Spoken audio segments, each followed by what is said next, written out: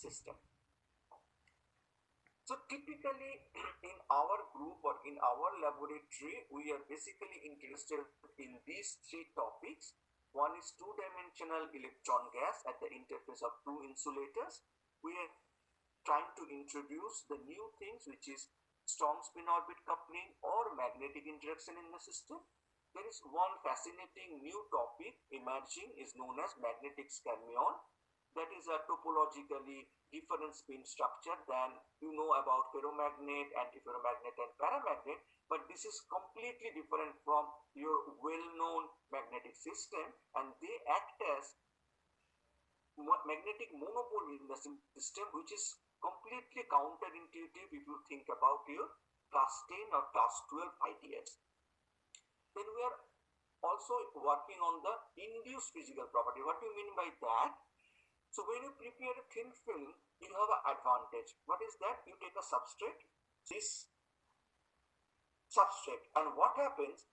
You may kind of introduce stress or strain in the thin film, and because of the stress or strain produced by your substrate, your thin film can act differently than what it acts in a bulk form. So this is the advantage of using the substrate induced strain in the system.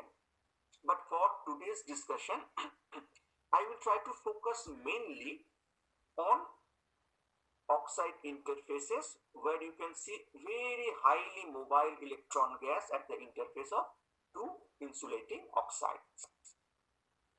Let me give you a very brief idea or very basic to understand the further.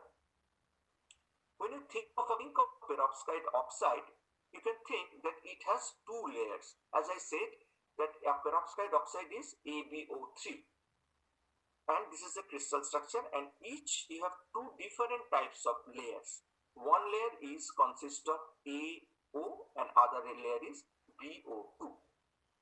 Based on this layer charge, each layer charge, this perovskite oxide can be categorized into two different forms. One is non-polar perovskite oxide and another is polar perovskite oxide. Let us think that you have a material where the oxidation state of A side is +2 and oxidation state of B side is +4. Let us take a real example of this kind of material, strontium titanium oxide, where strontium has a +2 state and titanium has a +4 state. Now if you look at each individual layer of this material, then you have Ti +4 and O -4. This is BO. So what is the total charge of this layer? The total charge of this layer is 0. Now let us think about this layer. For strontium titanate, it will have strontium oxide. So strontium has a +2 state, oxygen has a -2 state.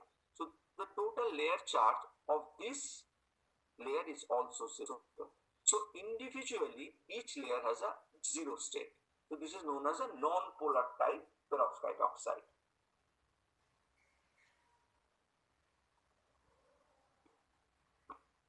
Then another possibility is